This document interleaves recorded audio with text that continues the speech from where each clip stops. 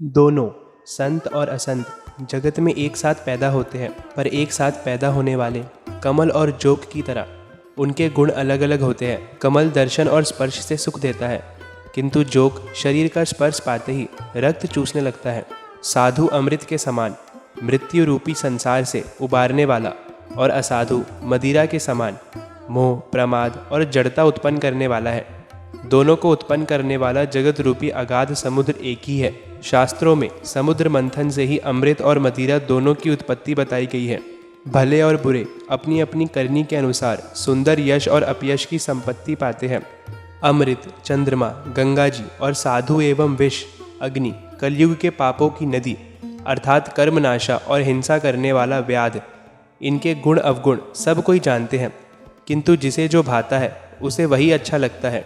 भला भलाई ही ग्रहण करता है और नीच नीचता को ही ग्रहण किए रहता है। अमृत की सराहना अमर करने में होती है और विष की मारने में। दुष्टों के पापों और अवगुणों की और साधुओं के गुणों की कथाएं दोनों ही अपार और अथाह समुद्र हैं। इसी से कुछ गुण और दोषों का वर्णन किया गया है, क्योंकि बिना पहचाने उनका ग्रहण या त्याग नहीं हो सकता। भले बुरे सभी ब्रह्मा के पैदा किए हुए हैं, पर गुण और दोषों को विचार कर वेदों ने उनको अलग अलग कर दिया है।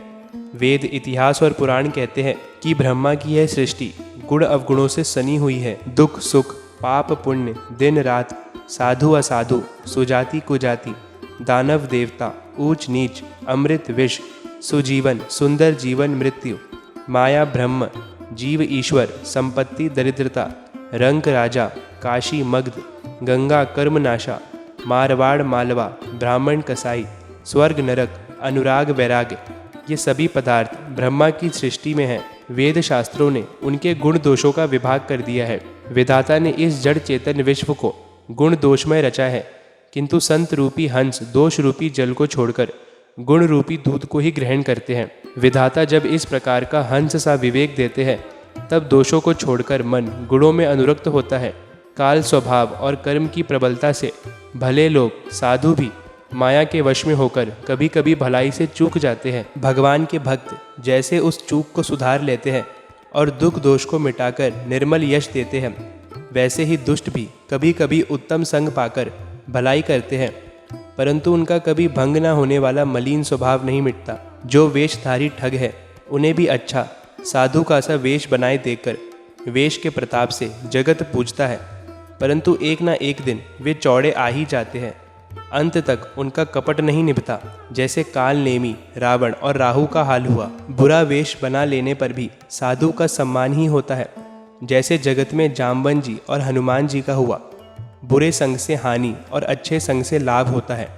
यह बात लोक और वेद में है और सभी लोग इसको जानते हैं। पवन के संग से धूल आकाश पर चढ़ जाती है, और वही नीचे की ओर बहने वाले जल के संग से कीचड़ में मिल जाती है। साधु के घर में तोता मैना राम राम सुमरते हैं, और असाधु के घर में तोता मैना गिन गिन कर गालियाँ देते हैं। कुसंग के कारण धुआं काली कहलाता है, वही धुआं सुसंग से सुंदर स्याही होकर पुराण लिखने के काम में आता है, और वही धुआं जल, अग्नि और पवन के संग से बादल होकर जगत को जीवन देने वाला बन जाता है। ग्रह, औषधि, जल, वायु और वस्त्र, ये सब भी कुसंग और सुसंग पाकर संसार में बुरे और भले पदार्थ हो जाते हैं। चतुर एवं विचारशील पुरुष ही इस बात को जान पाते हैं।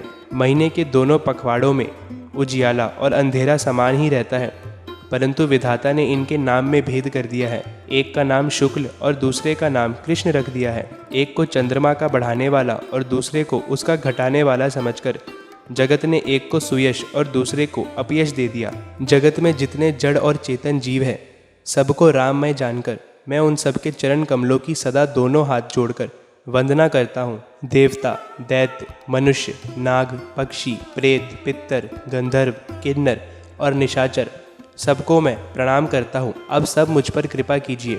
84 लाख योनियों में 4 प्रकार के स्वेदज, अंडज, उद्दिभज, जरायुज जीव जल, पृथ्वी और आकाश में रहते हैं। उन सब से भरे हुए इस सारे जगत को श्री सीता राममय जानकर मैं दोनों हाथ जोड़कर प्रणाम करता हूँ। मुझको अपना दास जानकर कृपा की खान आप सब लोग मिलकर छल छोड़कर कृपा कीजिए। मुझे अपने बुद्धि बल का भरोसा नहीं है, इसलिए मैं सबसे विनती करता हूँ, मैं श्री रघुनाथ जी के गुणों का वर्णन करना चाहता हूँ, परंतु मेरी बुद्धि छोटी है और श्री राम जी का चरित्र अथाह है। इसके लिए मुझे उपाय का एक भी अंग अर्थात कुछ लेश मात्र भी उपाय नहीं सोचता। मेरा मन और बुद्धि कंगाल है, किंतु मनोरथ राजा है। मेरी बुद्धि तो अत्यंत नीची है और चाह बड़ी ऊंची है। चाह तो अमृत पाने की है, पर जगत में जुड़ती छाछ भी नहीं। सज्जन मेरी ठिठाई को क्षमा करेंगे और मेरे बाल वचनों को मन लगाकर प्रेम पूर्वक सुनेंगे। जैसे बालक जब तोतले वचन बोलता है तो उसके माता पिता उन्हें प्रसन्न मन से सुनते हैं, किंतु क्रूर, कुटिल और बुरे विचार वाले लोग जो दूसरों के दोष को ही भूषण रूप से धारण किए रहते हैं, हंसेंगे।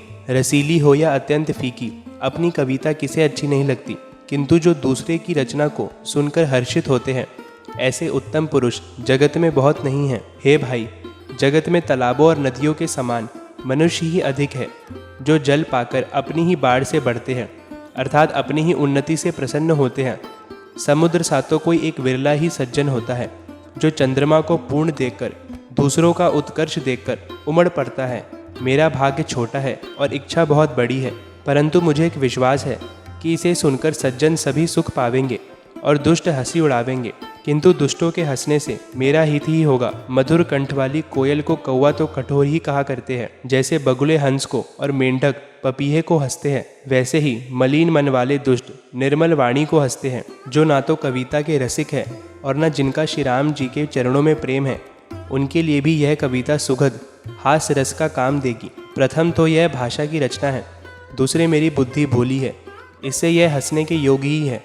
हंसने में उन्हें कोई दोष नहीं, जिन्हें ना तो प्रभु के चरणों में प्रेम है और ना अच्छी समझ ही है, उनको यह कथा सुनने में फीकी लगेगी। जिनकी श्रीहरि भगवान विष्णु जी और श्रीहर भगवान शिव जी के चरणों में प्रीति है और जिनकी बुद्धि कुर्तक करने वाली नहीं है, जो श्रीहरि हर में भेद की या ऊंच नीच की कल्पना नहीं करते, उन्हें श्री रघुनाथ जी की यह कथा मीठी लगेगी। सज्जनगण इस कथा को अपने जी में श्री राम जी की भक्ति से भूषित जानकर सुंदर वाणी से सराहना करते हुए सुनेंगे। मैं ना तो कवि हूँ, न वाक्य रचना में ही कुशल हूँ। मैं तो सब कलाओं तथा सब विद्याओं से रहित हूँ। नाना प्रकार के अक्षर, अर्थ और अलंकार, अनेक प्रकार की छंद रचना, भावों और रसों के अपार भेद और कविता के भांति भांति के गुण दोष होते हैं। इनमें से काव्य संबंधी एक भी बात का ज्ञान मुझ पे नहीं है। यह मैं कोरे कागज पर लिखकर शपथ पूर्वक सत्य सत्य कहता हूँ। मेरी रचना सब गुणों से रहित है। इसमें बस जगत प्रसिद्ध एक गुण है, उसे विचार कर अच्छी बुद्धि वाले पुरुष जिनके निर्मल ज्ञान है इसे सुनेंगे। इसमें श्री रघुनाथ जी का उदार नाम है, जो अत्यंत पवित्र है, वेद पुराणों का सार है, कल्याण का भवन है और अमंगलों को हरने वाला है, जिसे श्री पार्वती जी सहित भगवान शिव जी सदा जपा करते हैं। जो अच्छे कवि के द्वारा रची हुई बड़ी अनूठी कविता है, वह भी राम नाम के बिना शोभा नहीं पाती। जैसे चंद्रमा के समान मुख वाली सुंदर स्त्री सब प्रकार से सुसज्जित होने पर भी वस्त्र के बिना शोभा नहीं देती, इसके विपरीत कुकवि रची हुई सब गुणों से रहित कविता का भी श्री राम के नाम एवं यश से अंकित जानकर बुद्धिमान लोग आदर पूर्वक कहते और सुनते हैं, क्योंकि संत जन भौरे की भांति गुण ही को ग्रहण करने वाले होते हैं। यद्यपि मेरी रचना में कविता का एक भी रस नहीं है, तथापि इसमें श्री राम जी का प्रताप प्रकट है। मेरे मन में यही एक भरोसा है, भले संग से भला किसने बड़प्पन नहीं पाया। धुआं भी अगर के संग से सुगंधित होकर अपने स्वाभाविक कड़वेपन को छोड़ देता है। मेरी कविता अवश्य भद्दी है, परंतु इसमें जगत का कल्याण करने वाली राम कथा रूपी उत्तम वस्तु का वर्णन किया गया है। इससे यह भी अच्छी ही समझी जाएगी। तुलसीदास जी कहते हैं कि श्री रघुनाथ जी की कथा कल्याण करने वाली और कलयुग के पापों को हरने वाली है। मेरी इस बद्धी कविता रूपी नदी की चाल पवित्र जल वाली नदी गंगा जी की चाल की भांति टेढ़ी है। प्रभु श्री रघुनाथ जी के सुंदर यश के संग से यह कविता सुंदर तथा सज्जनों के मन को भाने वाली हो जाएगी। शमशान की अपवित्र राख भी श्री महादेव जी के अंग के संग से सुहावनी लगती है और स्मरण करते ही पवित्र करने वाली होती है। श्री राम जी के यश के संग से मेरी कविता सभी को अत्यंत प्रिय लगेगी। जैसे मलय पर्वत के संग से काष्ठ मात्र चंदन बनकर वंदनीय हो जाता है, फिर क्या कोई काठ की तुच्छता का विचार करता है। श्याम गौ काली होने पर भी उसका दूध उज्जवल और बहुत गुणकारी होता है, यही समझकर सब लोग उसे पीते हैं। इसी तरह गवार भाषा में होने पर भी श्री सीताराम जी के यश को बुद्धिमान लोग बड़े चाव से गाते और सुनते हैं। मणि, मणिक और मोती की जैसी सुंदर छवि है, वह सांप, पर्वत और हाथी के मस्तक पर वैसी शोभा नहीं पाती। राजा के मुकुट और नव युवती स्त्री के शरीर को पाकर ही ये सब अधिक शोभा का प्राप्त होते हैं। इसी तरह बुद्धिमान लोग कहते हैं कि सुकवि की कविता भी उत्पन्न और कहीं होती है और शोभा अन्यत्र कहीं पाती है। अर्थात कवि की वाणी से उत्पन्न हुई कविता वहाँ शोभा पाती है जहाँ उसका विचार, प्रचार तथा उसमें कथित आदर्श का ग्रहण और अनुसरण होता है। कवि के स्मरण करते ही उसकी भक्ति के कारण सरस्वती जी ब्रह्म लोक को छोड़कर दौड़ी आती है। सरस्वती जी की दौड़ी आने की यह थकावट रामचरित रूपी सरोवर में उन्हें नहलाए बिना दूसरे करोड़ों उपाय से भी दूर नहीं होती। कवि और पंडित अपने हृदय में ऐसा विचार कर कलयुग के पापों को हरने वाली श्री हरि के यश का ही गान करते हैं। संसारी मनुष्य का गुणगान करने से सरस्वती जी सिर धुनकर पछताने लगती है कि मैं क्यों इसके बुलाने पर आई। बुद्धिमान लोग हृदय को समुद्र, बुद्धि को सीप और सरस्वती जी को स्वाति नक्षत्र के समान कहते हैं। इसमें यदि श्रेष्ठ विचार रूपी जल बरसता है तो मुक्ति मणि के समान सुंदर कविता होती है। उन कविता रूपी मुक्ति मणियों को युक्ति से बेध कर फिर रामचरित रूपी सुंदर तागे में पिरोकर सज्जन लोग अपने निर्मल हृदय में धारण करते हैं।